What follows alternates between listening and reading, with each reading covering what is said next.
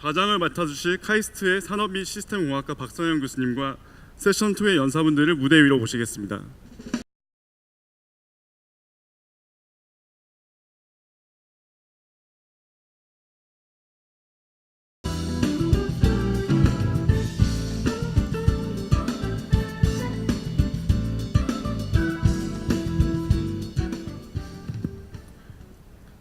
네, 안녕하세요. 저는 두 번째 세션에 토론을 진행하기로 한 카이스트의 박선영이라고 합니다. 이렇게 좋은 행사에 초대해 주셔서 굉장히 감사드립니다. 두 번째 세션에서는 기술혁신과 사회혁신이 어떻게 만날 것인가라는 주제로 퍼블릭 섹터, 프라이빗 섹터 그리고 NGO를 대표하시는 분들께서 굉장히 좋은 발제를 맡아주셨습니다. 그래서 약 10분 정도 이제 저희끼리 토론을 진행하고 나머지 15분 동안에는 플로어에서 질문을 받아서 연사님들께 부탁드리도록 하겠습니다. 먼저 한상엽 대표님께 질문을 드리고자 하는데요. 이제 사회적 기업에 굉장히 많이 이제 300여 개를 보시고 투자를 하신다고 하였습니다. 그래서 사회적 문제를 정의하고 그 역량과 수단을 발견함에 있어서 어떤 여기에 참여하신 사회적 기업가분들께 조언을 드린다면 어떤 부분을 해주실 수 있을까요? 네, 제가 사실 조언드릴 짬은 아직 안 돼가지고 근데 사실 저희가 투자할 때 보면요, 한 절반 정도 되는 분들은 실제 아직 법인도 없으신 팀이고, 그리고 또 역시나 절반 정도 팀은 저희랑 같이 사회 문제를 재정의를 요구하게 돼요. 그러면서 이제 벤처 쪽 용어로는 피벗을 다 시킨 다음에 투자를 결국 하게 되거든요. 그러니까 그걸 보면서 제가 요즘 느끼는 지점들이 사회 문제라고 하는 게 여태까지 해결되지 않고 있는 이유가 있잖아요. 사실 뭐 해결이 쉽거나 누구나 할 수 있는 거였거나 이러면 이미 기존 플레이어들, 기존의 정부든 시민사회든 다 해결을 했을 텐데, 그러지 않고 남아 있다는 건 그만큼 굉장히 어떤 어려운 구조가 있다라는 거고, 그러면 그 문제를 해결하려면 진짜 그 근본적인 원인이 뭐냐라고 하는 걸 좀 파고 들어야만 그게 보이는 것 같은데요. 그게 단순하게 그냥 책으로만 본다고 해서 나타나는 것도 아니고 현장 경험이 많으시다고 나타나는 것도 아니더라고요. 그래서 결국은 어떤 한 사회 문제를 해결하고자 하셨을 때는 좀 더, 저는 당연히 그 현장에 가셔서 현장의 목소리도 들어보시고 데스크에서 리서치도 좀 열심히 하시고, 그렇지만 좀 팀원분들하고 꾸준한 토론을 통해서 좀 근본적인 원인을 계속 밝히고, 그 원인 중에서 기업이 진짜 해결할 수 있다, 이런 게 보이면 그거는 기업으로 하시고요. 그게 아니다 그러면 이제 열심히 공부하셔가지고 공무원 되셔갖고 좀 정부에서 해결하시고, 그게 아니면 또 이런 시민사회나 혹은 아쇼카는 이제 두루두루 다 지원하시니까 이런 루트를 통하시고 이러시면 좋을 것 같습니다. 네, 이상입니다. 네, 감사합니다. 네, 그럼 장병규 위원장님께 질문을 드리고 싶은데요. 이제 기술 중심의 사람 중심의 기술 혁신이 사회 혁신이라는 말씀을 주셨고, 이를 위해서 이제 한국 사회의 신뢰 향상이 가장 중요하다는 말씀을 하셨습니다. 또 3차에 걸친 해커톤 프로그램을 진행하셔서 성과를 이루셨다고 하는데요. 이런 다양한 이해 관계자들을 모아놓고 토론을 진행하셨을 때 좀 어려운 점이나 재미있는 에피소드가 있었으면 좀 공유해 주시면 감사하겠습니다. 예, 일단 규제제도 혁신 해커톤은 제가 하는 건 아니에요. 제가 하는 일 별로 없고요. 판을 깔아주고 관련된 분들이 오셔서 토론하게 하는 거죠. 근데 저는 이제 처음 그걸 할 때 제일 힘들었던 게 뭐냐면 4차 산업혁명위원회의 지원단이라고 해서 위원회를 지원해 주시는 조직이 있으세요. 한 30분 정도 되는데 여러 부처에서 오신 공무원들이세요. 제일 힘들었던 거는 그분들 설득하는 거였어요. 왜냐하면 이제 공무원 사회는 이게 이제 감사원 정책이나 여러 가지 이슈가 있어서 일단 뭔가 이렇게 큰 사고가 나는 거, 다툼이 일어나는 거, 이런 걸 좀 부담스러워하세요. 그러니까 이걸 하면 싸움이 날 것이다. 이해관계자들 와가지고 하여튼 고성부터 시작해서 문제가 일어날 것이다. 이렇게 일단 부정적으로 생각을 하세요. 근데 저희가 3차 해커톤을 진행하면서 참 많이 느꼈던 게 이게 이제 금방 끝나는 행사면 금방 끝나면은 뭔가 이게 어떻게 표현해야 되나요? 뭔가 이렇게 화장실 들어갔을 때 찝찝함이 있는 그 상황 있잖아요. 근데 한 10시간쯤 뜯으면요, 이게 뭔가 이게 개운해집니다. 그러면 처음에도 막 어떤 분 오셔가지고 막 우셨어요. 토론하다가. 왜냐면 그분이 집중포화를 맞았거든요. 한 20몇 명이 집중포화를 한다고 생각해 보세요. 뭐 그렇지 않습니까? 되게 불쌍하잖아요. 근데 결국에는 그 20몇 분이 왜 그분은 그런 입장일 수밖에 없느냐 하는 걸 공감하고 교감하고, 그게 결국에는 신뢰에 가는 것 같거든요. 가장 큰 어떤 그 변화의 허들의 변화를 막는 처음은 기존에 가졌던 편견, 기존에 너무 당연하게 생각하는 상식들이 오히려 변화를 막는 가장 큰 걸림돌 아니었나? 라고 저는 좀 많이 느꼈습니다. 네.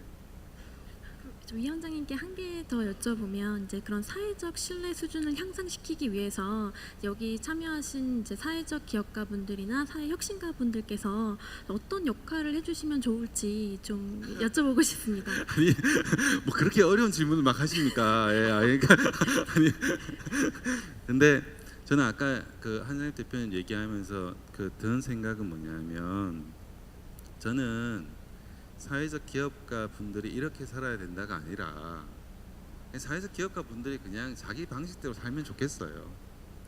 아니 뭐냐, 그리고 기업가는 그러면 사회를 위해서 살지 않나요? 보통 영리 조직의 기업가들도 일정 수준은 사회와 타협하면서 협업하면서 사는 거잖아요. 그래서 사회적 기업가를 사회를 위해 살아야 돼라고 푸시하는 게 아니라, 네가 하고 싶으면 사회적 기업가로 사회를 혁신하고, 네가 하고 싶으면 돈을 많이 벌어가지고 세금을 잘 내고, 네가 하고 싶으면은 NGO 가서 일을 하고, 즉 자기만의 어떤 삶을 자기가 개척해 나가는 걸 박수를 쳐주면 좋겠다. 그리고 그렇게 다양한 어떤 삶을 좀 존중해 줬으면 좋겠다. 특히 한국에서는 돈 버는 기업가들이 너무 찬밥을 받잖아요. 그러니까 사회적 기업가는 뭔가 있어 보이고, 그죠?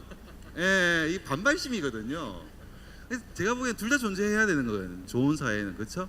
그래서 그렇게 다름과 자기다움이라는 게 좀 존중받는 그런 사회가 되면 자연스럽게 신뢰지수가 올라가지 않을까 하는 생각을 저는 하고 있습니다. 그러면 이제 박선영 박수 칠 거면 확 치세요. 진짜.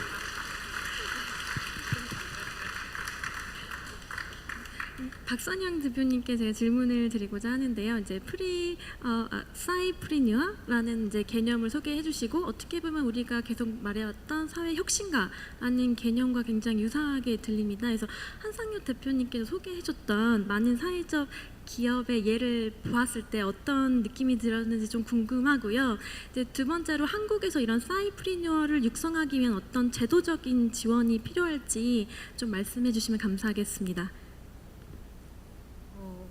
한상현 대표님 소개해주신 여러 예를 보면서 드는 생각은, 이게 글로벌한 현상이구나. 어떤 한 국가에 국한된 현상이 아니고 글로벌하게 나타나고 있는 거고, 일시적인 현상이 아니라 앞으로도 계속될 현상이라는 생각이 들었고요. 그리고 항상 제가 하는 일은 글로벌한 일이지만 항상 그런 생각과 확신이 있어요. 한국이라는 사회가 그 추진력과 기술력을 봤을 때 전 세계의 글로벌한 사회 문제를 해결하는 데 있어서 정말 많은 아이디어를 제시하고 사람 인력을 제시하고 자원을 제시할 수 있는 잠재력이 정말 대단한 나라라는 생각을 늘 가지고 있었고, 오늘 소개해 주신 예를 통해서도 그걸 다시 한번 좀 깨닫게 됐고요. 그리고 한국 사회뿐 아니라 어느 나라에서건 사이프리너들이 좀 더 많이 나오기 위해서 저는 제일 첫 번째로 중요한 거는 과학기술을 교육하는 방식에 있어서 물론 모두가 그런 것은 아니지만 대부분의 경우에 어떤 이론적인 배경, 그다음에 그 실험을 거쳐서 전문성을 쌓은 다음에 그 전문성을 이렇게 어플라이 할 수 있는 문제를 찾는 방식으로 교육이 이루어지는데, 아예 그 순서를 바꿔서 그러니까 솔루션을 먼저 솔루션과 사랑에 빠져서 그 솔루션을 적용할 수 있는 문제를 찾는 게 아니라 과학기술 인재들로 하여금 문제와 사랑에 빠질 수 있는, 어떻게 보면 위원장님 말씀하신 것과도 맥이 닿아 있는 이야기인 것 같아요.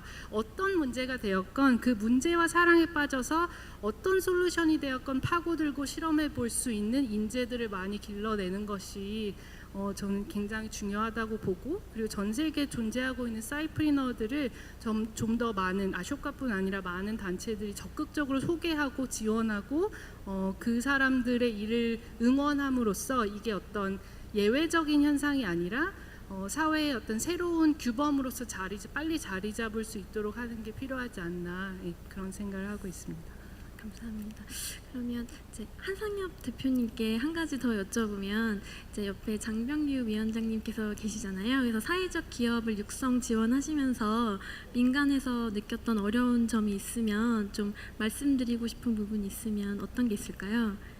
네, 드리고 싶은 말씀이 있었습니다. 네, 제가 최근에 뭐 어쩌다 보니 또 회계 공부를 한번 했어요. 근데 회계 가르쳐 주신 분이 마지막에 이 말씀하시더라고요. 무슨 아무리 큰 숫자도 0이랑 곱하면 0이 된다고. 그래서 저는 이제 4차 산업혁명이라고 하는 것이 결국 앞서 말씀드렸던 것처럼 누구를 위한 거냐에 대한 논의가 저는 사실 빠져 있는 것 같아요. 4차 산업혁명 하면 뭔가 경제 발전, 뭐 개발, 그리고 뭐 새로운 기회, 도전, 이런 얘기들을 우리가 많이 하게 되는데 결국 이 기술들이 누구를 위한 거냐. 그래서 저는 4차 산업혁명과 관련된 모든 논의에 결국에는 for who라고 혹은 for someone이라고 하는 수학에서 0이 될 수 있는 어떤 개념을 하나 심어주시면 좋겠다라는 게 좀 큰 틀에서 꼭 한번 드리고 싶은 말씀이었고요. 네. 하나 더 있는데요. 네, 죄송합니다. 짧게 하겠습니다. 네, 두 번째로는 아까 지금도 자아도취해. 예. 제가 요새 좀 그걸 좀 경계해야겠습니다. 네, 짧게. 아직 확실히 저도 그렇고 사회 현장에서 만나는 사회혁신가들이 기술이 아주 친숙한 것 같지는 않아요. 그리고 그러다 보니까 심지어 제가 사는 서울에 있는 구청에서도 4차 산업혁명 체험센터를 만들었거든요. 근데 사실 그게 실체를 잘 좀 어려워요, 이해하기가. 그런데 전 시도 자체는 되게 좋은 시도로 보이거든요. 그래서 저는 4차 산업혁명위원회 한 산하에 사회 문제와 어떤 4차 산업혁명 혹은 사회 문제와 기술이 연결될 수 있고 그걸 연구하는 좀 리서처 분들과, 그리고 그걸 실제 현장에 보급할 수 있는 분들과, 그리고 아까 얘기해 주셨던 전 아까 솔루션 플랫폼이라는 개념 되게 와닿았었거든요.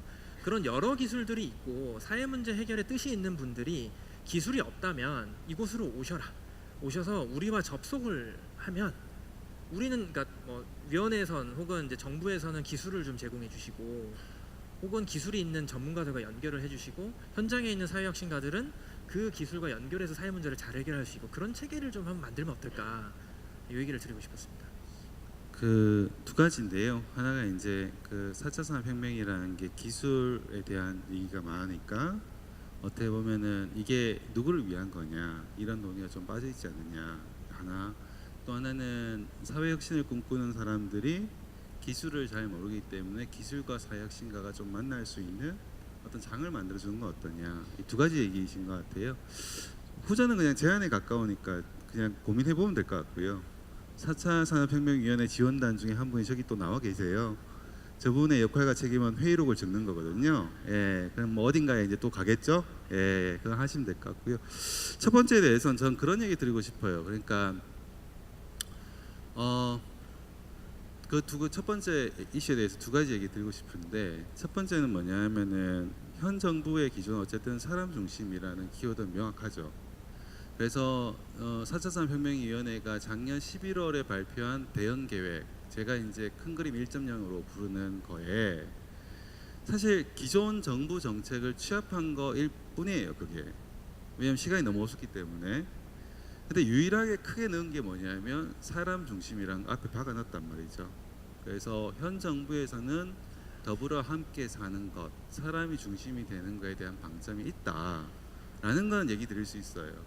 이런 큰 방향이 실제로 구현이 어떻게 되느냐는 또 약간 다른 문제 있지만 의지는 명확히 가지고 있다, 이렇게 생각해 보시면 될 것 같고요. 저는 그것보다 더 얘기 드리고 싶은 거는 사회의 발전을 직선이라고 안 보면 좋을 것 같아요. 저는 무슨 말씀을 드리고 싶냐 하면 사회 발전은 정반합에 의해서 좌충우돌하면서 전진한다고 저는 오히려 생각하는 쪽에 속하는 거죠. 무슨 말씀을 드리냐 하면 기술쟁이들이 기술만 파면 그거는 핵무기를 만드는 굉장히 나쁜 일이 될 수 있지만 결국에 핵무기를 만들었던 그 어떤 기술들이 원전이라든가 여러 가지 다른 원천 기술들에 영향을 미친 것도 사실이거든요. 그러면은 처음부터 잘 설계를 해서 똑바로 가면은 얼마나 좋겠습니다만은 인생이 발전하는 거나 사회이 발전하는 거나 이런 것들을 겪어보면 좌충우돌하면서 발전한 거 아니냐.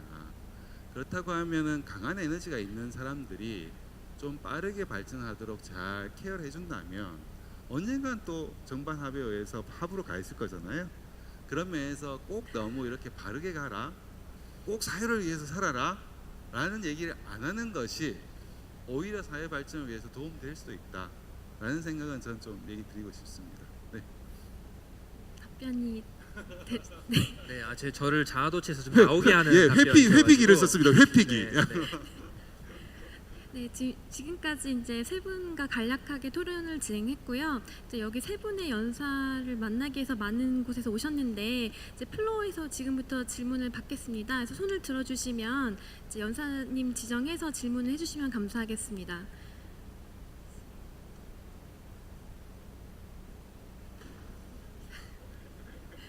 발표를 너무 잘 하셔서 네, 질문이 저희 스피킹은 일단은 좀 실패한 걸로.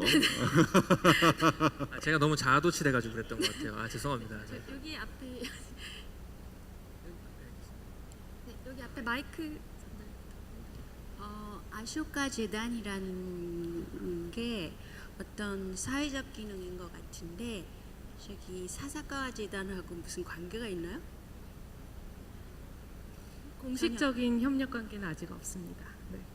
내부적으로는 없어요. 그리고 또 한 가지는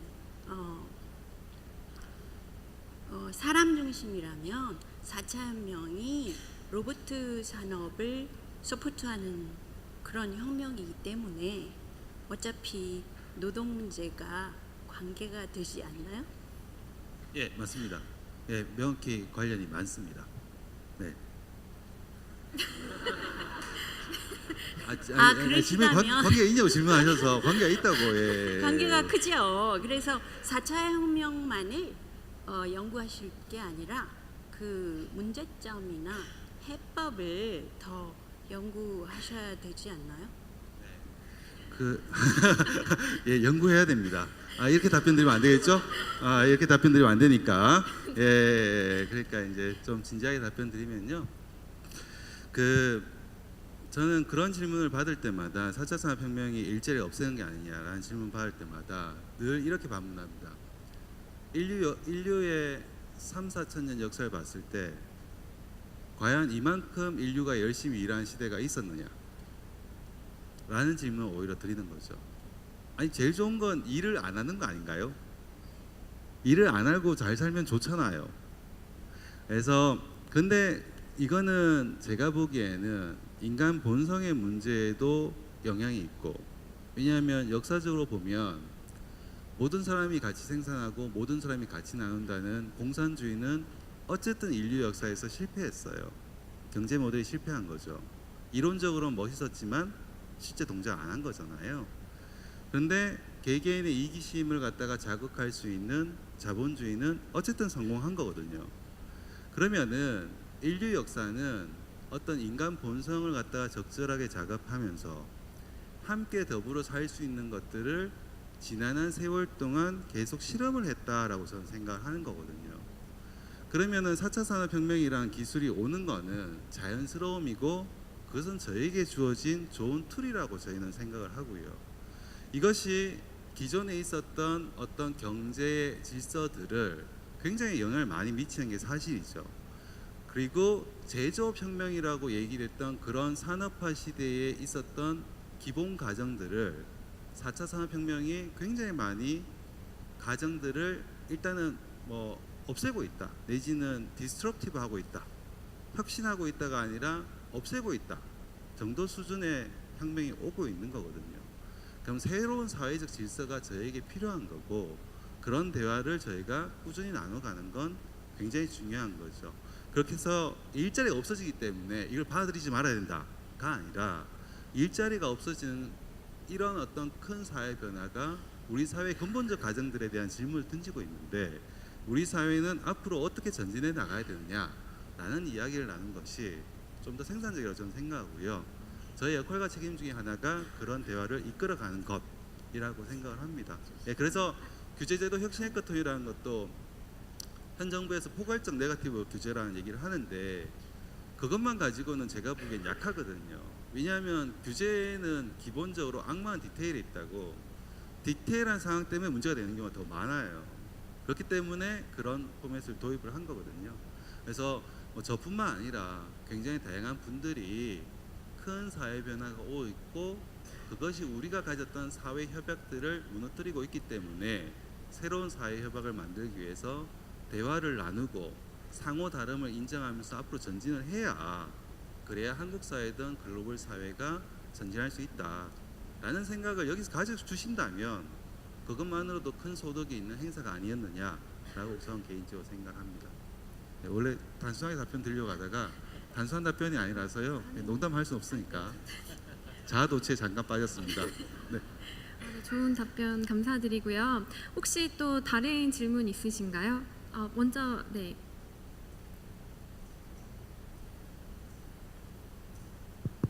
네, 좋은 강의 잘 들었고요. 네, 그 다름이 아니라 사실은 사회혁신 쪽에서 이제 혁신적으로 사회 문제를 해결한다라고 할 때 사실은 사회 문제를 해결하는 게 기본적으로 정부의 역할이라고 많이 얘기를 했어서 사실 그리고 사회혁신가들이 보통 제3섹터라고 많이 얘기를 하고 제4섹터라고도 얘기를 하지만 사실은 정부가 사회 문제를 충분히 해결하지 못하는 경우들도 있는데 사실 이런 부분에서 사실 사회혁신 쪽에서 흐름은 계속 이제 정부가 하지 않는 어떠한 것들에 대해서 보려고 하는 부분이나 아니면은 그런 부분에서 사실은 문제가 만약에 스케일이 너무 클 경우에는 정부 정도로 세금 같은 게 지원이 되지 않으면은 해결을 할 수가 없는 부분들이 있는데 사실 이런 부분들도 사회혁신 쪽이 스케일업이 되면은 정부를 뭐 대체한다거나 아니면 정부를 보완하는 방식으로 해결을 할 수 있는 방식들도 충분히 있을 것 같은데 이런 것들에 대한 의견이나 아니면 정부와의 그 사회혁신이 정부 혁신으로 이어지기 위해서는 어떤 의견들이나 그런 방안들이 있을 거라 생각하시는지 네, 궁금합니다.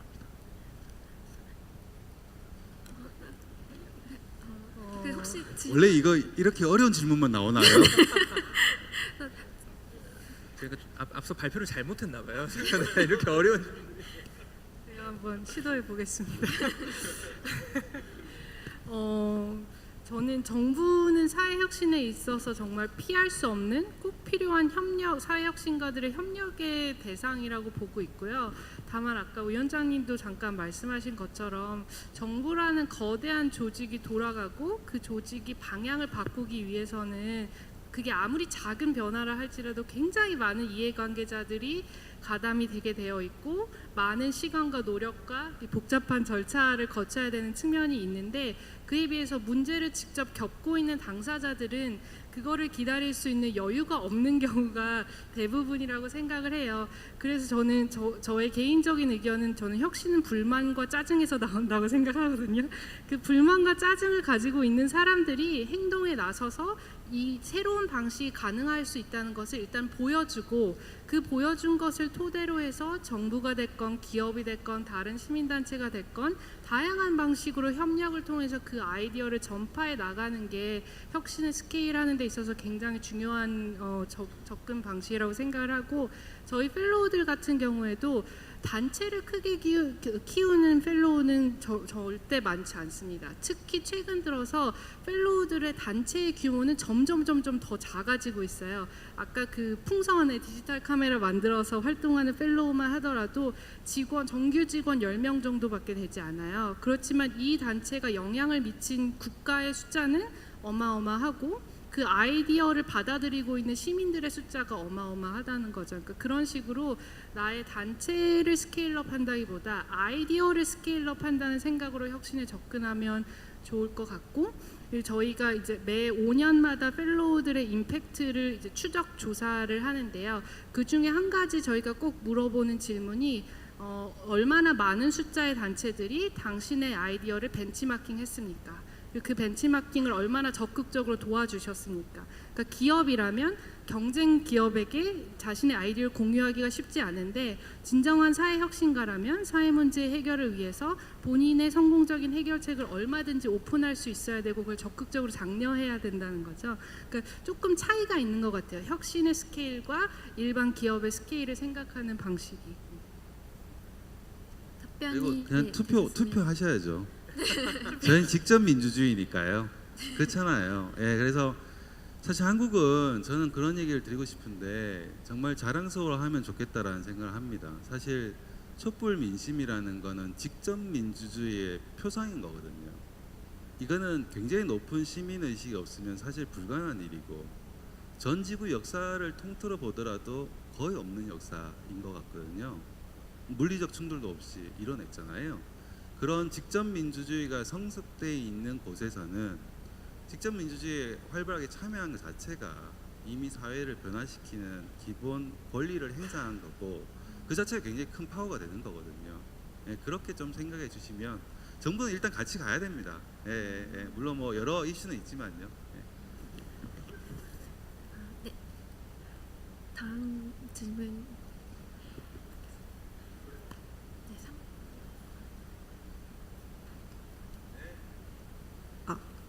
안녕하세요. 좋은 강연 들려주신 세 분께 감사드립니다. 앞에 갑자기 제가 나와가지고 되게 당황스러운데요.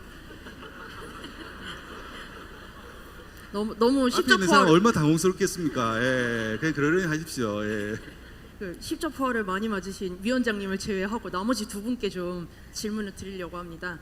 말씀해주신 좋은 사항들이 우리나라에서 실제적으로 실천이 되기 위해서는 소셜벤처 업계에서 일하고 있는 혹은 사회적 업계에서 일하고 있는 근로자들이 행복한 환경에서 일을 하고 그를 통해서 실제적인 성과가 나서 사회가 변혁이 돼야 4차 산업혁명이 모두에게 유효하고 의미 있는 성과를 만들 수 있는 시스템이 될 수 있을 거라고 생각하는데요. 그 연장선상에서 드리는 질문입니다. 저 같은 경우에는 우리나라의 숲을 심는 사회적 벤처, 소셜벤처로 유명한 트리플래닛에서 근무를 하다가 얼마 전에 석연치 않은 이유로 인해서 일종의 계약 해지라는 형태로 해서 실제적으로 해고를 처리가 되는 상황이 있었는데요. 트리플래닛 같은 경우에는 요 최근 3개월 사이에 이제 해외에 숲을 심었다라고 홍보하는 사업들에 대해서 실제적으로 숲을 심었는지 여부에 대해서 임직원들 사이에 논란이 좀 일어나고 하는 과정들을 통해서 전체 임직원들의 60% 정도에 해당하는 7명의 인원이 최근 3개월 사이에 해고당하거나 퇴사를 하거나 하는 상황들을 지금 겪고 있는 상황입니다. 이 모든 상황들의 발단이 된 이유로 처음에 시작이 됐던 거는 장시간 근로라든지 혹은 반강제적으로 일어나는 야근 행위들 혹은 주말 근무의 반강제적인 강요 등등에 의한 불량한 노동 환경으로 인해서 처음에 불만이 제기가 됐다가 그게 이제 실제적인 성과를 이뤄내고 있는가에 대해서 임직원들이 질문을 했을 때 정확하게 답이 나오지 못하는 과정에서 문제가 점점 더 내부적으로 커지고 있는 상황인 것으로 알고 있는데요. 이러한 상황들, 즉 실제적으로 성과가 일어나고 있는지에 대해서 투자자들에게 정확하게 리포팅되고 그걸 투자자들이 정확히 검증하는 과정, 그리고 그 소셜벤처 업계에서 일하는 근로자들의 노동 환경이 얼마나 열악한지 혹은 좋은지에 대해서 투자하실 때에 충분히 고려를 하시고 투자를 하시는 건지, 그거에 대해 투자자분들이 얼마나 노력하고 계시고 책임지고 계신지에 대해서 질문드리고 싶습니다. 감사합니다.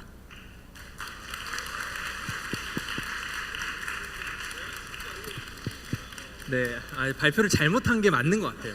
제가 너무 자아도취돼갖고 일단 사과 말씀 먼저 드리고, 그리고 또 같은 이제 뭐 소셜벤처 업계에 있는 이제 분으로서 또 어떤 일이 있었는지 제가 정확하게 모르겠지만 먼저 위로의 말씀을 드리면서 좀 이야기를 시작하면 좋을 것 같은데요. 저희도 진짜 고민이에요. 근데 사실 투자는 저보다 여기 위원장님이 선배님이신데 케이스 더 많이 보셨을 텐데, 네. 특히나 저희는 사회적 가치를 추구하는 사람들, 그 조직에게 투자를 하잖아요. 그래서 저는 더 엄격한 기준을 제시하는 건 사실이긴 해요. 그런데 투자자로서는 그 현장에 있는 조직에서 일어나는 일을 모두 알기가 사실 어렵잖아요. 그러다 보니까 애초에 투자할 때 굉장히 중요하게 보는 게 일단 기업가의 윤리적인 수준들, 윤리성이 얼마나 내재화되어 있는가, 그리고 그 윤리성을 단순하게 대표만 갖고 있는 게 아니라 조직적인 어떤 문화로 만들려고 한 노력이 있는가? 라는 거 되게 중요하게 보고요. 두 번째는 지배 구조를 사실 굉장히 중요하게 봅니다. 예를 들어 저희 같은 경우는 가족 기업에게는 투자를 가급적이면 하지 않거든요. 그 이유가 합리적인 의사결정이 어렵기 때문이라는 생각 때문에 그렇게 투자를 하지 않아요. 그런 형태로 안전한 혹은 좀 더 윤리적인 지배 구조를 만들기 위한 노력들을 회사에서 할 수 있는가? 이제 여기에 이제 보통 이제 아직은 저는 그 우리 소셜벤처나 사회혁신 섹터에 아직 광범위하게 확산되지 않은 게 이사회 중심의 경영 같은 것들. 무슨 말씀이냐면 조직 내에서는 이제 대표가 아무래도 권력 구조상에서는 최상위 존재를 할 수밖에 없잖아요. 그런데 이 대표라고 하는 존재를 견제할 수 있는 누군가가 존재해야 되는 거죠, 사실은.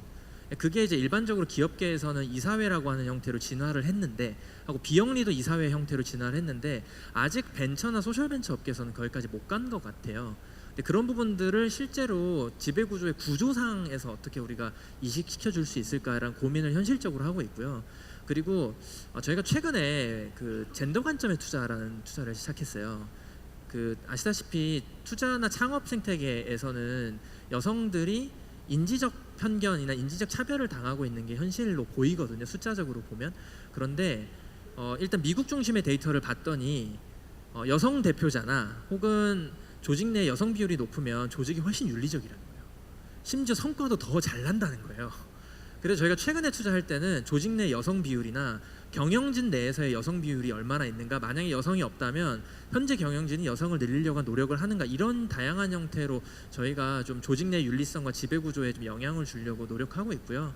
앞으로 더 노력하겠습니다. 네.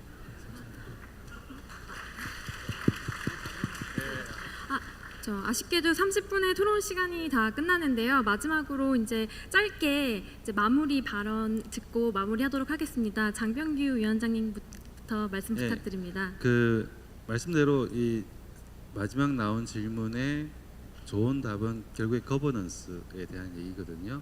직접 민주주의라는 것도 거버넌스에 대한 이야기고, 그리고 규제제도 혁신의 커튼도 합의를 이루기 위한 거버넌스에 대한 얘기죠. 그래서 어떻게 보면은 한국 사회는 굉장히 빠르게 발전을 갖다 하면서 거버넌스 이슈, 장기적인 지속 가능한 성장에 대한 방점보다는 단기적 성장에 좀 더 몰입되어 있었던 것이 사실인 것 같아요. 그런데 시민사회가 점점 성숙해지기 때문에 전 거버넌스에 대해서 조금 저희가 신경을 쓴다면 자연스럽게 다양한 문제들에 대해서 조금 더 지속 가능하고 합리적인 판단들을 많이 할 수 있을 것 같다라는 생각이 문득 들었습니다. 네.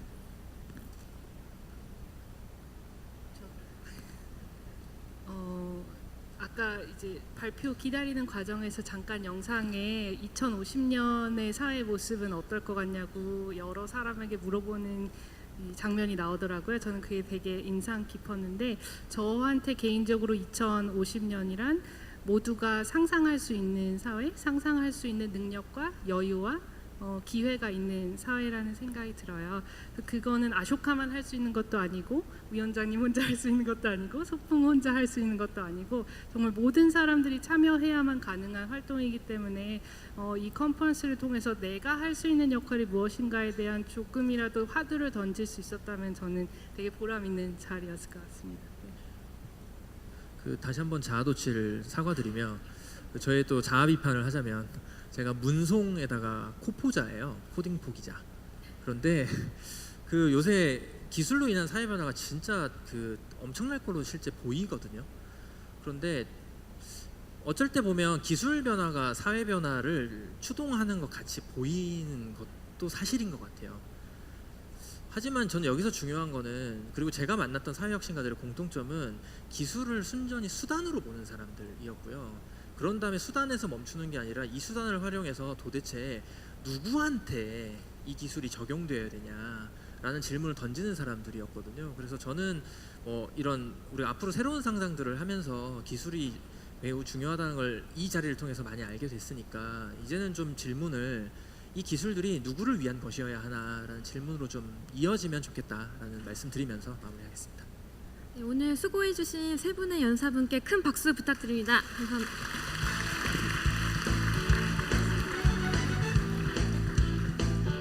이것으로 이번 세션을 마무리하도록 하겠습니다. 토론을 진행해 주신 박선영 교수님 및 연사분들께 다시 한번 감사의 말씀드립니다.